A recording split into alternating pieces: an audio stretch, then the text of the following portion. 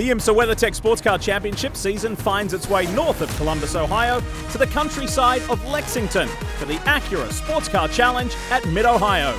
This is round 3 of the IMSA Prototype Challenge.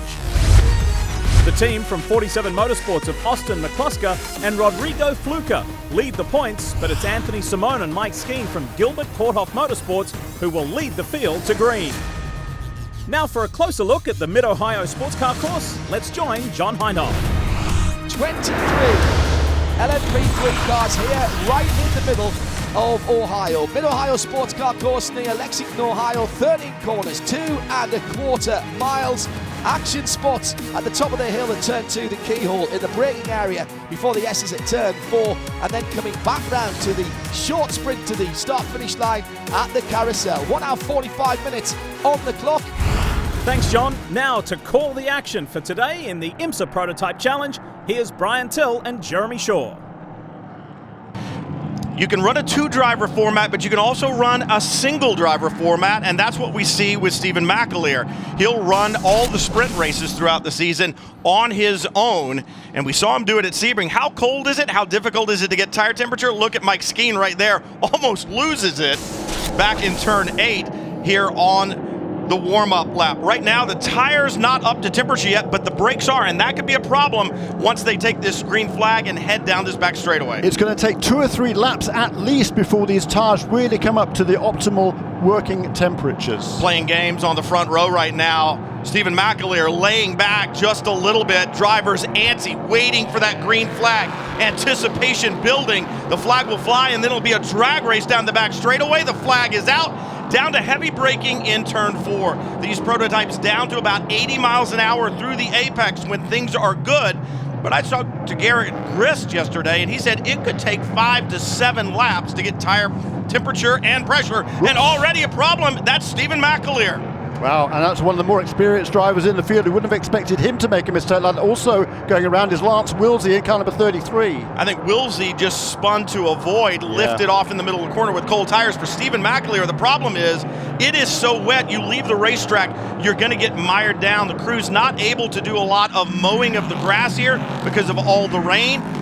That means the grass is very tall, very wet, and lots of mud. And look at this battle early on already. The 54. What a great move by Dakota Dickerson, but he seemed to lose pace coming off the corner. Are the yellows out, perhaps? Yes. I think the yellow flags are out, so he realized that would have been an overtake under yellow, and he backed off to allow Mike Skeen to retain the lead. The full cost yellow have already been called as he was in the process of making that pass, but really heads-up driving there for both of those two leaders. It was a super-looking move by Dakota Dickerson, but again, wisely, he realized that he wasn't going to get away with it. See what happened to... He just loses it. Stevan Mcaleer got on the throttle, didn't he? Yeah, I think he did. These cars, about 450 horsepower, no traction control. And what happens is you get in there on those cold tires, you try to squeeze back in the throttle, you get wheel spin, and around the car goes. For Stevan Mcaleer, this is huge in the championship. Today's race, 3 of 6, so we're at the halfway mark once we see the checkered flag today. Stevan Mcaleer, 4th in the championship coming in here. He will lose at least a lap right now as they try to get him out of the grass. Lights off on the Acura NSX safety car. Mike Skeen, in his debut in the IMSA Prototype Challenge Championship, leads the field back to green. The green flag flies on restarts on the front straightaway. Skeen on it hard. Interesting to see what Dakota Dickerson, there in second place in the orange, white, and purple Ligier can do. Ligier versus Norma, the cars very different aerodynamically. They both seem to have good mechanical grip, but very different aerodynamic signatures, and Dakota Dickerson already looks to the outside, wasting no time as they head into the keyhole, trying to get a run on Skeen. Yeah, really heads-up driving there from both drivers. Mike Skeen left him plenty of room. He's not willing to risk anything at this stage. And again, that's Joel Janko off through the gravel at the top of the keyhole. And he's one of the contenders, in fact the leader in the Bronze Cup category. That's for lesser rated drivers. There's bronze and silver drivers in the FIA rating system allowed to compete in this event, and Joel is one of the Bronze Cup contenders. As I say, leads the championship, having won the category twice in the first 2 races. He's back underway, but what a move by Dakota Dickerson to take the lead around the outside of the keyhole. He's going to keep Mike Skeen pinched down to the inside on a tighter radius, and that allows Dakota to get the run. That and some wheel spin for Mike Skeen, and then there's the problem under braking for Joel Janko. Think about this. The brakes themselves are warm. That means they've got good capability. The tires are not. So you've got better brakes than you do grip right now, and you've got to be very careful about that because it's easy, very easy to lock a brake. That's exactly what you said when we were getting ready for the green flag. You sure you wouldn't be driving out there right now? No, I don't want to be. You look at these cars right now, and they're like a cat on a hot tin roof. Up on their tiptoes, you can tell how difficult it is to get grip. In fact, Mike Skeen weaving on the straightaway into the keyhole, trying to generate some tire temperature and pressure in those Michelin tires. There's the 4, trying to move up. Leo Lamelas has picked up yet another spot, up to 6. That's good. He's closing in on his championship rival, Austin McCusker, who runs 3rd right now. Yeah, so there's several drivers here making moves through the field as Joel Janko finally comes past us here. So at least a half a lap down now to the field. And there is the number 13 car. It's under pressure, isn't it, from under pressure from Team Rodrigo? Who's that? We're not sure who the cars were. Anyhow, there's all sorts of battling going up and down the field. Dakota Dickerson set the best lap of the race last time around, a 1:28.3. That was fully 2 seconds quicker than Mike Skeen in 2nd place. The cars haven't raced here. LMP3 cars have not raced here before, so this will be a new record, obviously, for this category. Another new driver. We talked about Mike Skeen making his debut. You mentioned it earlier, Jeremy. Jordan Perrois in the 13 right now, the white, red, and black. Number 13 really beginning to pressure Austin McCusker, who is experienced in this series. Now, Perrois does have experience in these cars in the European arena in the V2V championship, but he has never been to Mid-Ohio, making a very good showing right now on this very difficult racetrack. And Leo Lamelas climbing up on that battle right now. It's going to turn into a 3-way battle for 3rd on the racetrack. That's 3rd, 4th, and 5th. The black number 47 on the way down. Some tire smoke again in the keyhole. Cars beginning to kind of get their legs underneath the drivers now. We're seeing the lap times beginning to fall. It should be about 155 to 160 miles an hour into the braking zone down into turn 4, about 80 miles an hour through the apex there, and then down to 2nd gear for turn 5, and you'll carry 2nd gear all the way through 5, 6, maybe a short shift on the way back over to turn 9, the very difficult blind right-hand corner up and over about 80 miles an hour at the apex. 3rd gear, big speed down through an area called Thunder Valley, up to about 125 miles an hour, around that difficult left-hand bend into the carousel, a trademark at Mid-Ohio. 2nd gear, 50 miles an hour, slowest corner on the racetrack, and then you blast back onto the front straightaway, up to 4th gear, up to 130 miles an hour. Why is it difficult to pass on this racetrack? Because you only lose 30 miles an hour into turn 1, just light braking down to about 100 miles an hour through turn 1, back towards the keyhole. 130-ish miles an hour again on the way into the keyhole, and then down to about 60 miles an hour 2nd gear, and then back down the back straightaway. Yeah, you're busy around here. There's no time to relax really at all. So it's an even greater challenge for the drivers. Last time around, Dakota Dickerson sets a new fastest lap there at 1:25.3. And the fastest time in qualifying, by the way, which was held on a wet track, was a 1:37.6. That lap for Dakota Dickerson, 1:25.3, so 12 seconds faster. It's a completely different line you take in the dry conditions, Brian Till. Dakota Dickerson, he's raced here before in Formula 4. He's won here. He's raced in USF 2000, so he's got quite a lot of experience around here, so he knows how to drive this track in either wet or dry conditions. Leo Lamelas in the number 4, giving Jordan Perrois in the 13 fits through 9, 10, 11, now heading into the carousel. A great 2-car battle here, both Ligier chassis. And remember, Leo Lamelas in this championship hunt, he's got to be careful with a brand new driver that he does not know his tendencies. You don't want to risk throwing a championship away by making a move on a driver that you're not ready to deal with quite yet, because you don't really know how he's going to be. They are teammates, so to speak, because they do run for IMSA Motorsports, but Leo Lamelas now uses some local knowledge, gets to the inside through the keyhole, and takes over that position. The great thing about this series, I believe, Jeremy, I liken it to AAA baseball. You've got stars of tomorrow definitely in these cars. You also have stars who have seen race wins in the past in their careers. Think about Alex Barron, IndyCar victories, shares that 64 car with Naveen Rayo. So all different types of talent and experience out here, and it's one of the great things about this Stepping Stone series. Yeah, you're absolutely right. And Dakota Dickerson, who leads the race now, he's very definitely on the way up in this sport. He's just 22 years of age, from San Diego, California, former winner of the Team USA Scholarship, which has seen a lot of young drivers make big careers for themselves. And this is his debut with this team. It's a brand new team. The team only made its debut last time out at Sebring. That's MLT Motorsports, run by Dr. Mike Thompson. But a lot of experience there in that team. Eric Van Bibber, who's used to work here at Tasman Motorsports Day, so he's used to Ohio. He knows his way around here. It's a well set up car, and Dakota Dickerson is driving absolutely beautifully at the moment.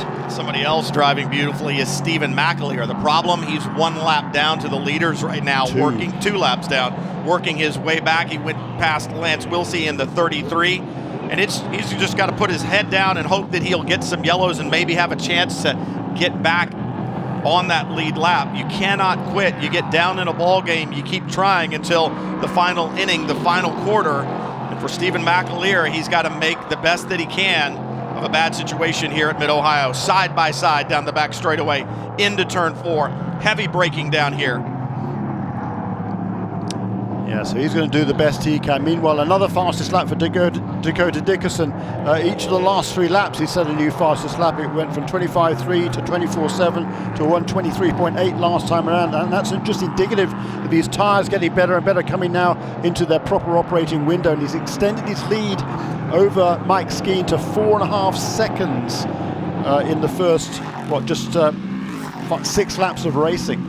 Kevin Woods in the red and white number 12, under pressure from Cameron Castles, just behind in the 75, that blue and white Ligier chassis, and just behind them the number 40 of Keith Grant. Cameron Castles having a great run. We've spoken about Cameron a lot through different series because he runs cars in the WeatherTech series in the P2 category, here in the Prototype Challenge category, also runs GT cars.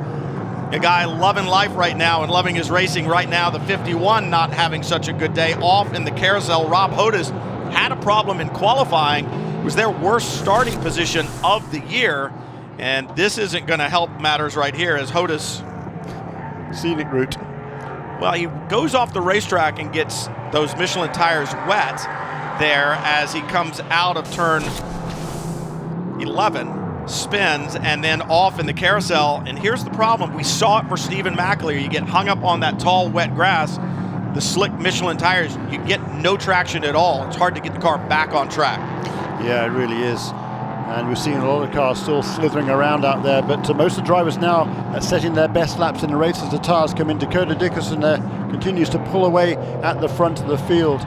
He's now, I think, just kind of settled into a comfortable place in the mid-24s. His lap time matched on that lap by Mike Skeen. What's interesting to me, though, Leo Lamelas, having found a way past Jordan Perrois, is now closed right up onto the tail of Leo Lamelas. So that's now a battle for 3rd position, number 47 and 4.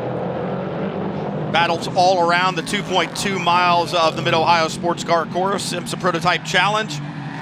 Good run right now and a good battle. The number 9, Jerry Kraut, out in front of Mo Smith in the number 11. Smith under attack just behind Chris Archinaco, making his debut in the 52. And Rob Hodes is still trying to get back on track there in the carousel, inching forward little bits at a time, and now it seems like the car hung up again. And the problem is, if Hodes goes forward anymore, he may very well get hung up on the apex curbing there in the carousel. very frustrating for him. I mean, he's so close to the track, he's less than a car width away from a racetrack, but he can't get back on it. Car on the move right now, the 40. The yellow Ligier, Keith Grant. Yeah, he just found a way past Dean Baker, on that last lap. And Cameron Castles too, having got past the number 12 car of Kevin Woods, he's pulled away quite rapidly and trying to close in on Timo Riga.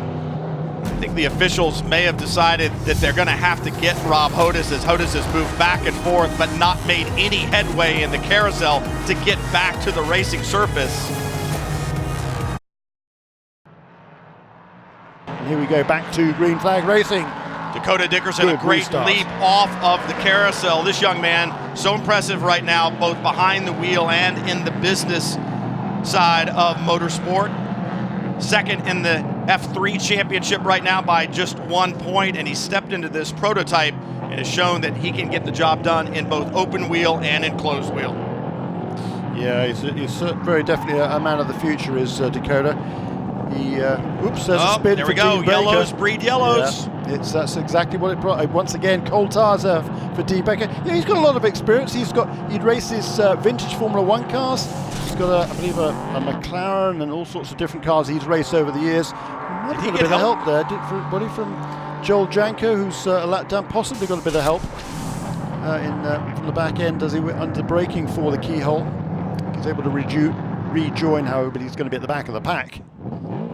He's got a flat right rear tire and damage to what we affectionatally call the cheese wedge in the back that's there behind. So I think he may have gotten some help. Yeah, definitely, I'm sure. And most likely, I think, from that number 70 car, which was already a lap down. Look at the racing around this circuit, and it seems to be everywhere. Good battles throughout this field. Dakota Dickerson on that restart has turned in an impressive first lap. Come past the line, almost 2 seconds in hand on that restart. Very impressive. All right, so now you need to settle down. An hour and 17 minutes to go. You've got a minimum 40-minute drive time. These cars will go over an hour on fuel, so that leaves you a pretty big window in the middle to make your decision as to when you want to pit.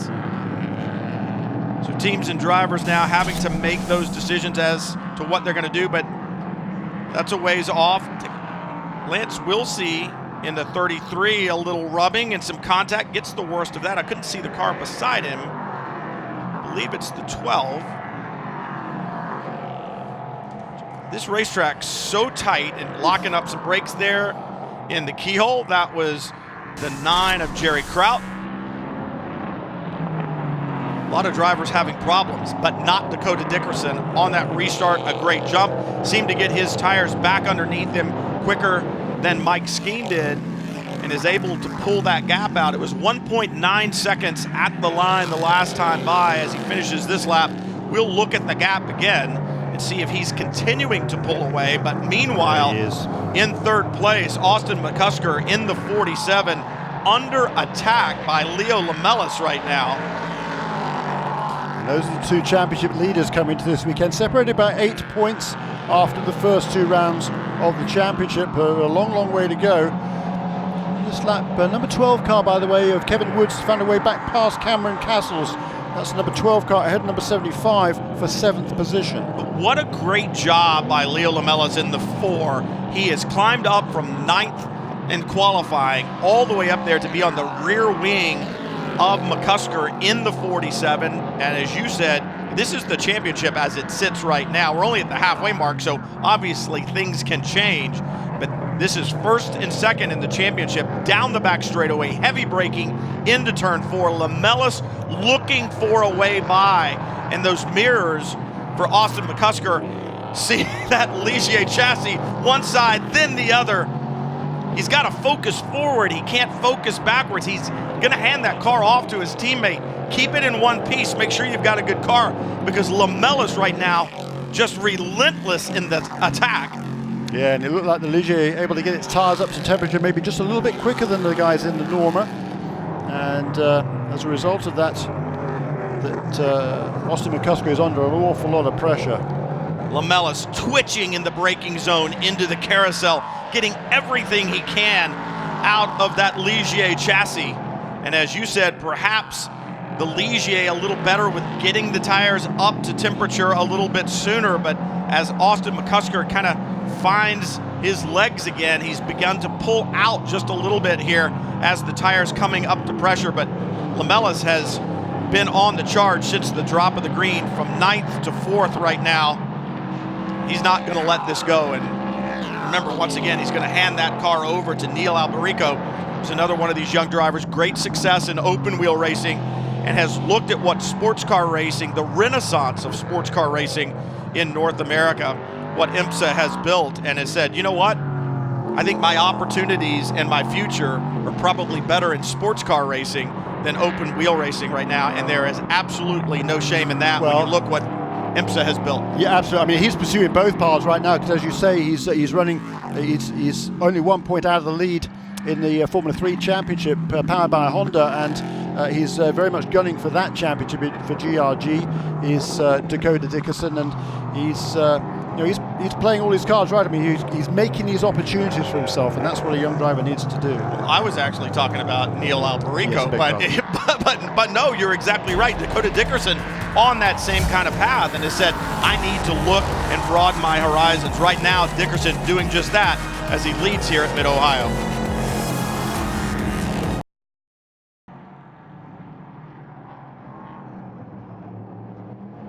You see some damage to a couple of the cars out there, showing the battle scars. The number 12 has some damage as he goes through turn 5. Looks like that left front dive plane a bit askew. And pit stops will also give the teams and the crews an opportunity to make mistakes, and obviously some of them have. The number 55 will get a stop plus 7 seconds for a short pit stop, and the number 2 is going to get a penalty for a pit lane speed violation. And the way that pit stop penalty works, you'll have to stop and hold for the number of seconds that you were short. So 55, 7 seconds short on their stop, so they'll have to come back down pit road, sit for 7 seconds, and then head back to the racetrack.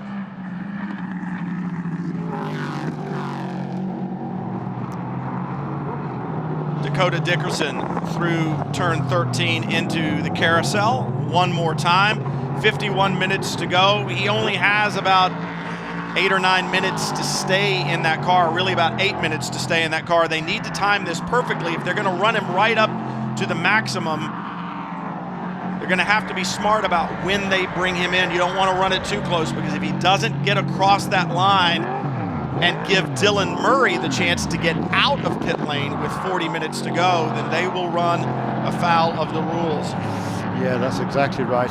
And you don't want to risk running out of fuel either. Austin McCusker, by the way, last time around set a new fastest lap of the race. The gap, having been out as much as 16 seconds, is now down to less than 12. So Austin McCusker there doing exactly what he needs to do at this stage. And funny you should say less than 12, because the 12 having a problem down the back straightaway, off the pace. Kevin Woods. Cameron Castle's very slow past the start-finish line as well, limping towards turn 1.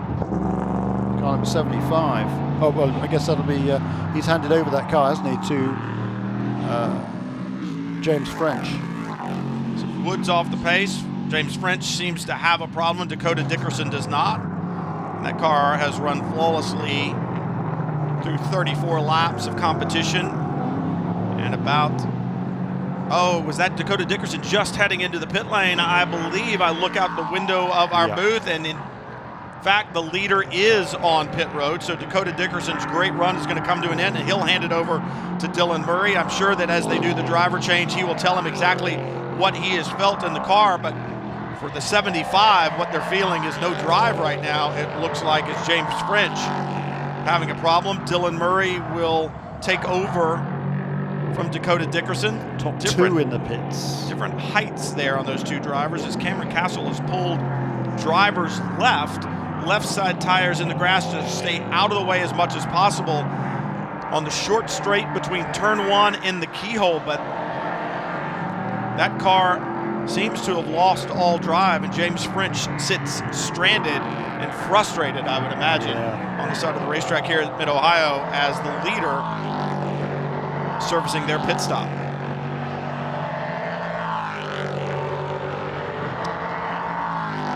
tires, Michelin tires, laid out. I don't know if they changed them on the 54. And right now, as a driver, if I'm getting in, as long as that Michelin tire has stayed consistent, I'm not sure I would want cold tires on the car. But see a crew member going to work on the left rear. Looks like they've changed the tire there, and he'll move around to the right side and do the same. So Dylan Murray will have fresh Michelins as he heads out, and that means he's going to have to be very, very careful. They appear to be scrubbed tires, which is important. But cold nonetheless. So they've run those tires before just to take the edge off them, if you like, to take the newness off of those tires. So when he goes out there, the tires have already had a little bit of time on the racetrack. But you're right. You know, these Michelin tires, they're super durable. There's probably no need, particularly on this low abrasive track. It's a low grit track. It's not very abrasive, so it's not particularly hard on the tires. Not anything like as much as many of the other tracks on which these teams race. So it'd be a bit of a toss-up as to whether you need to change tires. I think. Who's that? That's not Cameron. That's Cameron. Well, that's the 75, James French. Oh, right.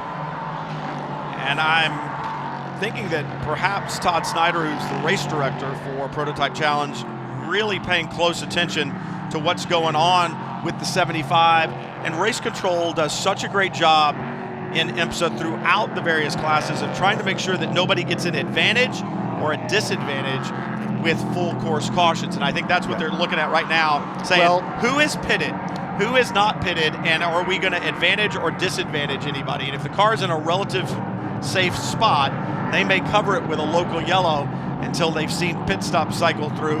Then they'll go full course caution and go. And everybody has had a chance now to make the pit stop. I think actually everybody has been on to pit lane, except for Lance Wilsey, who's in car number 33, and he's elected not to pit. He's just out there having fun. He was a lap down from the start of the race. Yeah, he's having a blast. Actually, he's running in about the 5th position right now.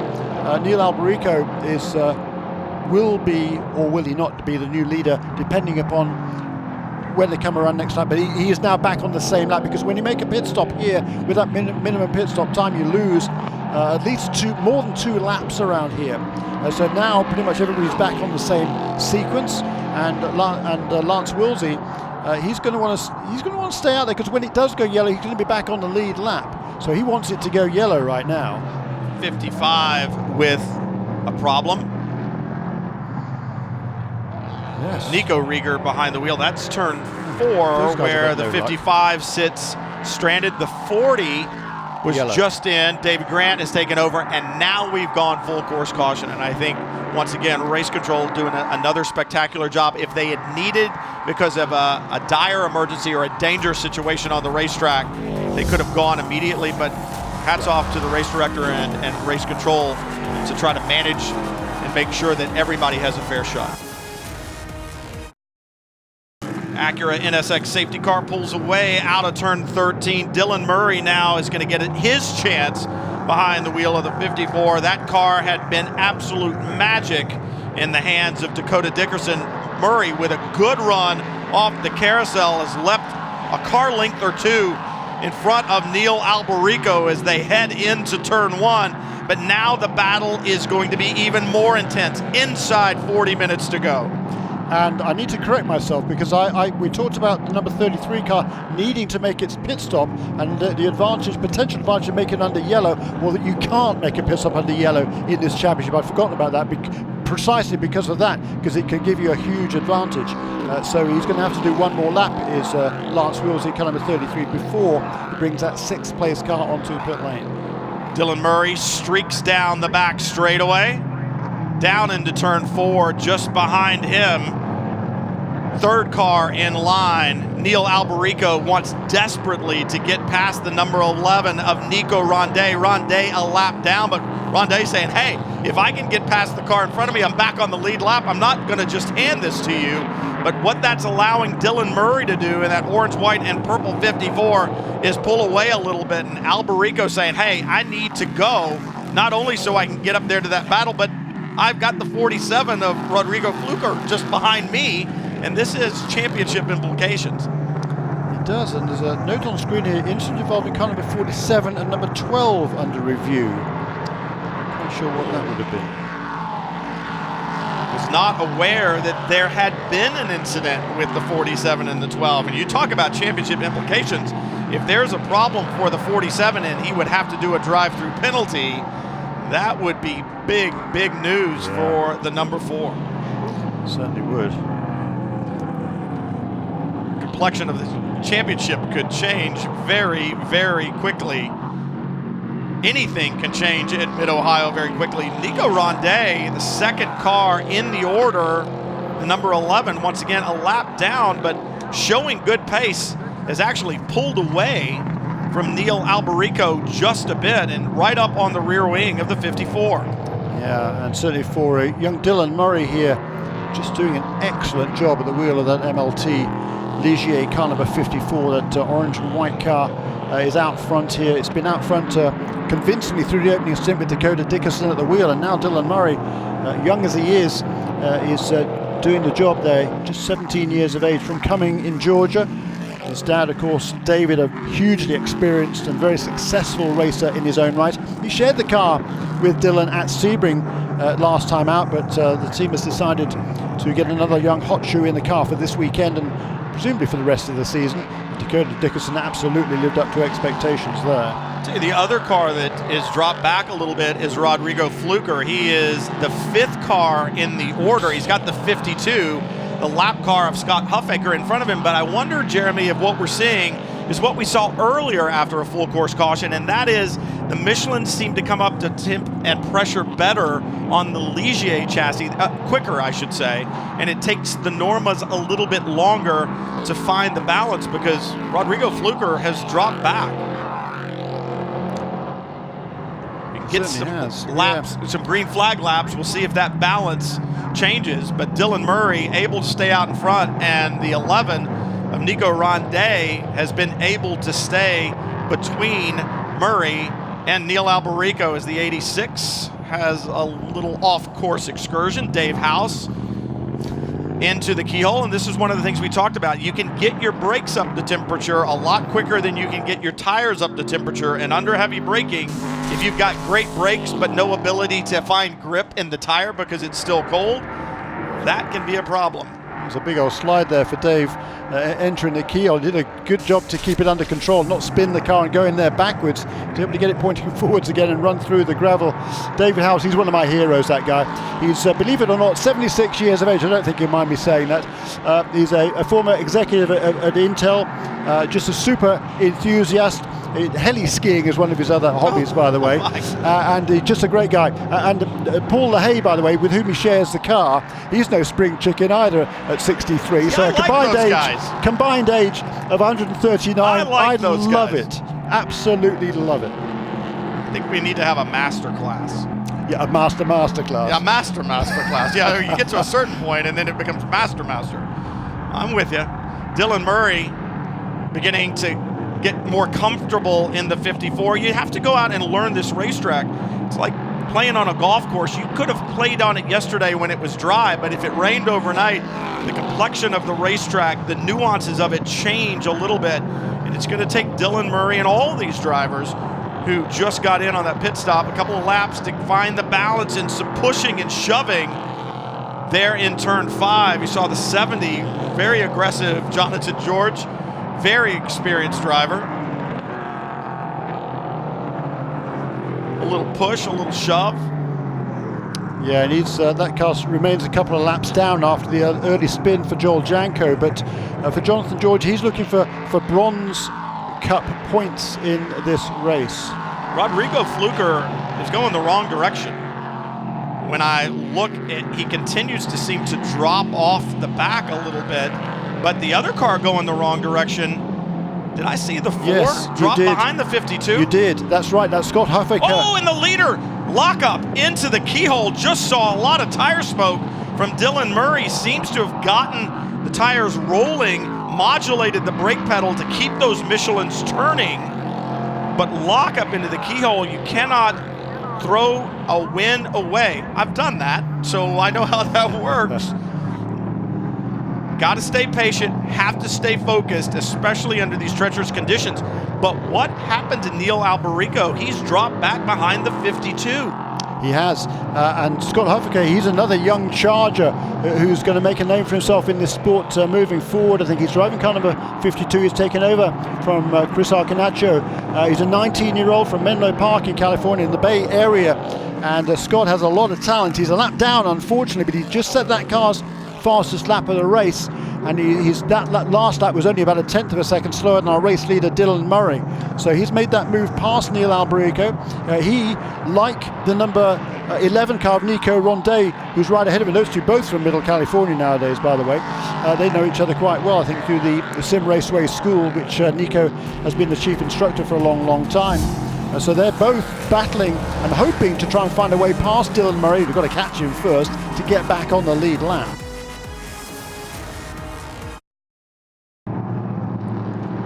Up and over the hill, and Alberico is there. Yeah, Alberico, he turned his best lap last time around. Remember, he set the fastest lap of the race last time around, but he's got good consistency here. How consistent can Dylan be at such a young age? Remind you, just 17 years of age. His birthday is in September, but you wouldn't know it. He's driving like a veteran. Here is Dylan Murray in the lead of this race. Dylan Murray seems to be a little quicker through like turn 11, and perhaps Alberico a little better on the brakes. And looking in the cockpit through the carousel, Alberico looks like he's working on a speed bag in a boxing gym. Hands moving back and forth on the wheel, battling as much as he can. He perhaps lost just a little bit there out of the carousel, but he had been able to close in. He's trying to find a weakness somewhere in Dylan Murray and that 54 Ligier in front of him. Looking for a way. Murray, a little bobble off of the keyhole that time. Talk about the rear tires, the Michelins on the 54. That car seems to be just perhaps a little bit more loose than Alberico in the 4 just behind. Down the straightaway one more time. This is where Alberico's been good. Under brakes, down into 4. That's where he seems to close up. Watch the gap and see how it either extends or contracts through 4, 5, and 6. Now Alberico up on the curbs in 4, a little bit loose. We're inside 5 minutes now to go, and lap times are, well, it was a slow one last time around with that slight lockup for Dylan. He cost himself a little bit of time, but he certainly isn't flustered right now. He's maintaining a really, really good focus here. And he's maintaining that gap. He's actually extended a little bit on this lap over Neil Alberico. Seems like Dylan Murray just a little bit better in the tighter sections, the back portion of this racetrack. Neil Alberico has dropped back a little bit. 1.3 seconds, lost 0.6 of a second this time by.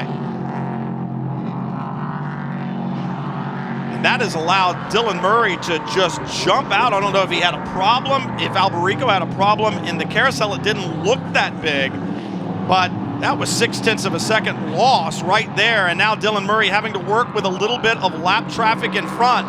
But this is going to be good. This could be big, Jeremy. Alberico seems to continue to be dropping back a little bit. I don't know if he has a problem, but Dylan Murray's going to be able to put that lap car between himself and Neil Alberico, or is he not? Great move there on the part of the 86 to say, I don't want any part of this, guys. I'm going to stay out of the way. Dave House, you talked about his experience. He said, boys, have at it. Yeah, you're right there.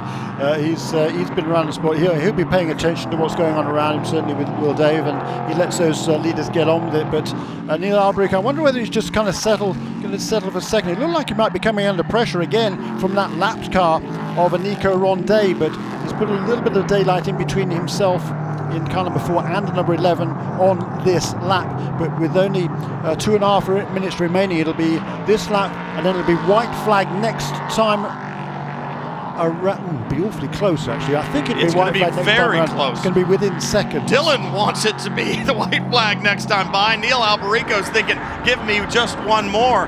Been able to close down just a little bit that time was Neil Alberico. Where he seems to be magic is at the end of the back straightaway and in the braking zone. Perhaps running a little more trimmed out aerodynamically, maybe a little more straight line. But if he's running less aero, I would expect the car to not be as good in the braking zone because he doesn't have that aerodynamic downforce. Let's see if he's able to close again. on Dylan Murray at the end of the back straight. Last time around, Neil Alberico in car number 4 turned his best lap of the race, 1 minute 19.8. Also into the 19s, by the way, is Scott Andrews in car number 9. He's also has found a way past Ben Waddell. So car number 9 for JDC Motorsports, that Norma chassis, is up into 6th position. 1 minute, 33 seconds, 30 seconds yet to go from Mid-Ohio. We're going to have to see where he comes across the line. Yeah. They've been running 1:19 lap times, and now we've got a car off the 23 trying to get restarted. That's and the back 5th place underway. car, Anthony Simone. Murray, white flag at the line. 1 lap to go for Dylan Murray. He's trying to go around the side of Dave House, kind of perhaps dropped a wheel there and hit the curbing, and maybe that's what spit the 23 around. But for Dylan Murray, he's got but 1 lap to go. He's got to keep Neil Alberico behind him, focus forward, and bring this win home for he and Dakota Dickerson and the team. MLT Motorsports. They've put a great car under these 2 youngsters this weekend throughout challenging conditions. Dylan Murray down the back straightaway, 1 final time. Alberico a little bit later on the brakes, everything he can, leaving nothing on the table. He's just at the purple sector time in the first part of this racetrack, heading into turn 4, the fastest of all for Neil Alberico. But as they go past, and good call here for the officials. I'm sure the yellow flags were waving down there, but just single yellow flags. Everybody knows that car is there. They can steer clear around it, and hopefully there won't be any other dramas. I think that's a great call by the officials here.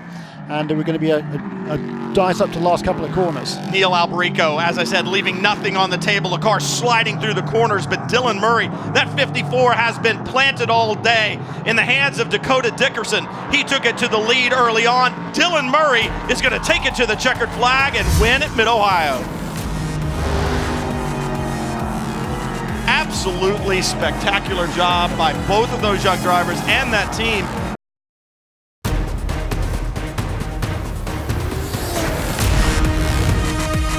Welcome back to the Mid-Ohio Sports Car Course, where round 3 of the IMSA Prototype Challenge has been run. Time now to hear from the race winner. So I knew I had to get a good start, so tried to build a lot of heat in our Michelin tires, and then from there just tried to attack, and the track was progressively getting better and better each lap, so it was really a fine line of going too far or too cautious. And then I handed over the car to my teammate Dylan. He did a fantastic job all race, keeping it up front. Oh, this is very special. I mean, this is the first time we met. We never met before this, and they said Dakota Dickerson's going to drive with us. Who's that? Okay, sure. He drives F3, so came on. It was the right choice for sure. Yeah, no, it was awesome. Dylan's a great teammate. He went out and put it on P2 yesterday in his GT4 race. Came over here, gave us the win. It's been fantastic working with him. Hopefully we'll be together again at Mosport, but really, really grateful for the opportunity. Can't thank Lige, IMSA, everybody involved for giving us the opportunity for this. But really, hats off through the field as you look through the top 5 as they come across the line. Dylan Murray takes the victory. Neil Alberico, big day for him. And his teammate, Leo Lamelas, they finish in front of the 47, the championship leader. That's going to help them in the championship as we are now at the halfway mark officially. 3 down, 3 to go in 2019. Absolutely great performances by all these drivers. And as I said, under very difficult conditions all weekend long and even today. If you put a wheel off, you were off the racetrack, Jeremy, and we saw what that brought. But cool heads by these guys, not much contact. That's up also to Neil Alberico. He gave it his all. He set the new fastest lap of the race on the final go around in car number 4, Neil Alberico. So a good, strong result for him. Rodrigo Fluker, though, he did what he needed to do. He brought that car home in 4th position. Tony's Kazimets will complete the podium along with Bruce Hamilton. Those two have done an excellent job as well today. And they were going to be rewarded with an overall podium. Really, really strong race for those two. And for Rodrigo Fluker and Austin McCusker, 4th place, good championship points. Next race for the IMSA Prototype Challenge Championship, a stop north of the border for a battle on the 2.5-mile Canadian Tire Motorsports Park, and that's in July. We'll see you then. Thanks so much for watching Sports Cars here on NBCSN.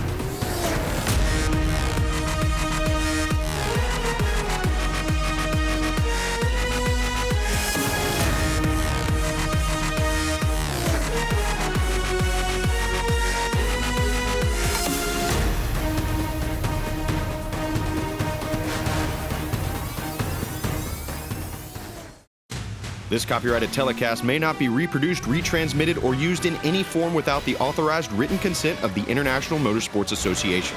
We would like to thank all of our loyal fans for your continued support, and we hope you enjoyed today's broadcast.